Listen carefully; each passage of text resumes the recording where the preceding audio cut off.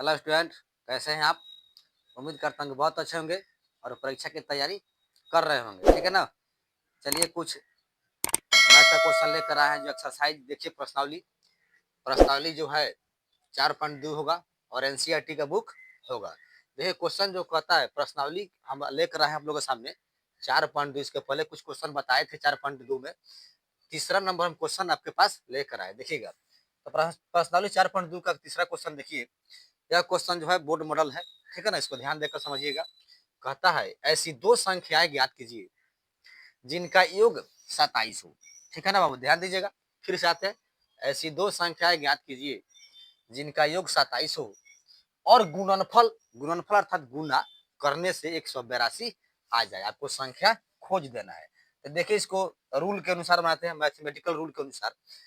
तो ऐसी दो संख्या रखना है जिनका योग कितना हो, 27 हो। तो मान लीजिएगा पहला संख्या एक्स लीजिएगा, समझिएगा। पहला संख्या हमने क्या माना, एक्स को ले लिया।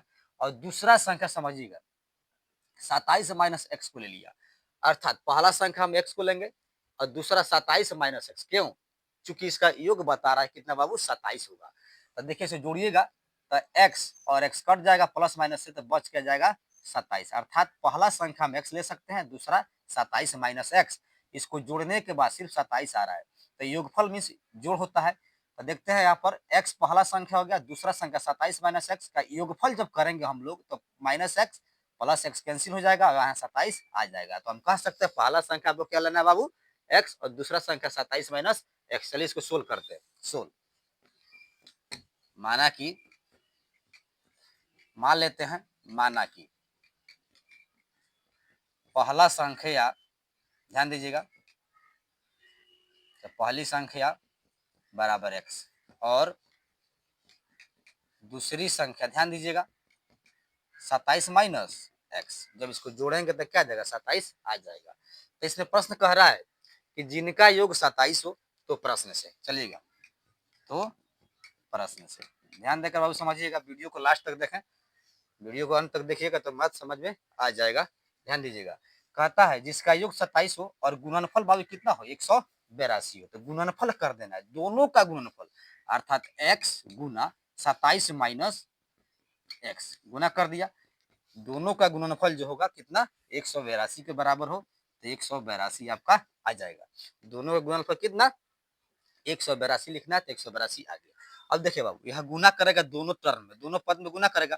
तो x आकर 27 में, ऐसे 27 से गुना करेगा, फिर x जाके इसमें गुना करेगा। तो x में 27 से गुना करेगा तो 27 x हो जाएगा। फिर प्लस में है, यहाँ पर माइनस है, साइन पर ध्यान दीजिएगा। प्लस माइनस माइनस x जाकर x में गुना करेगा तो एक्स स्क्वायर हो जाएगा। ठीक है ना? अब यहाँ पर करते कि हाँ बराबर 182 को लिखा। अब समझिएगा, इसको सजा लेते हैं। एक्स स्क्वायर पहले रख दीजिएगा, तो माइनस में है तो एक्स स्क्वायर डाल दीजिए। अभी प्लस में 27 है तो प्लस 27 एक्स बराबर 182। अब इसे द्विघात समीकरण के रूप में ट्रांसफर करेंगे। आप इधर ला लीजिए, minus x square plus 27 x बराबर 182। 182 है तो आप 182 प्लस में इधर ला लीजिएगा तो आपका माइनस में आ जाएगा। माइनस देखिए, माइनस लिख रहा है, माइनस 182 बराबर 0।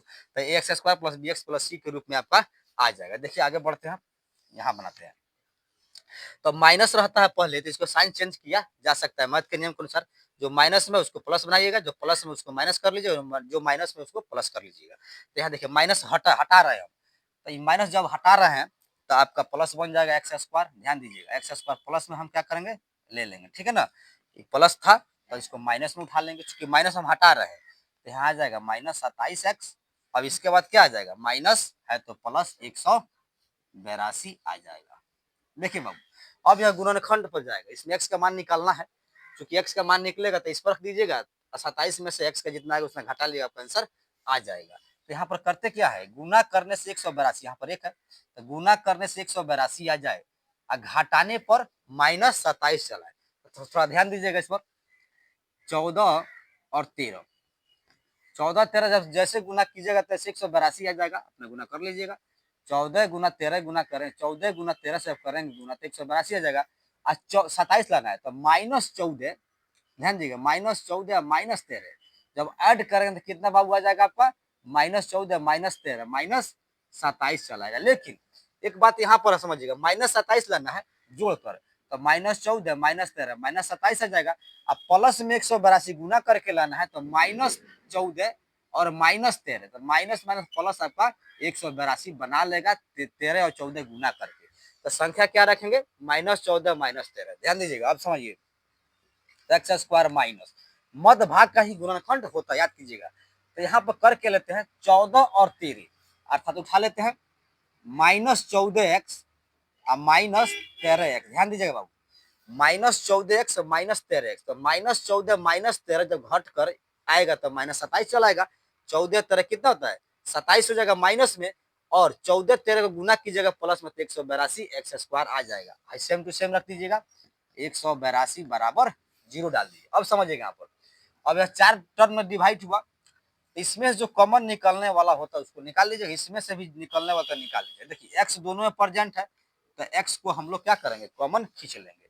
तो यहाँ से डबल एक्स है तो एक एक्स सिंगल बच जाएगा।